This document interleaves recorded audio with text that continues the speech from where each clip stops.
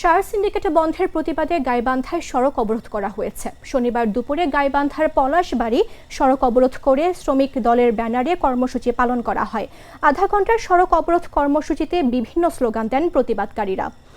অবরোধ চলাকালে বক্তব্য দেন গাইবান্ধা জেলা শ্রমিক দলের সভাপতি আমিরুল ইসলাম ফকু, সাধারণ সম্পাদক এস.এম. হুনান হাক্কানি, জেলা যুব দলের কৃষি বিষয়ক সম্পাদক নূর মোহাম্মদ প্রিন্স সহ অনেকে। এ সময় বক্তারা বলেন, ফ্যাসিস্ট আওয়ামী লীগের নেতা কামালকে অবৈধভাবে বাফার গোডাউনে টেন্ডার দেওয়া হয়েছে। তিনি সারের সিন্ডিকেট তৈরি করে সরকারের ভাবমূর্তি নষ্ট করার চেষ্টা করছেন। অতি দ্রুত তাকে অপসারণ না করা হলে ৪৮ ঘন্টা পরে বৃহত্তর আন্দোলনের হুঁশিয়ারিও দেন তারা।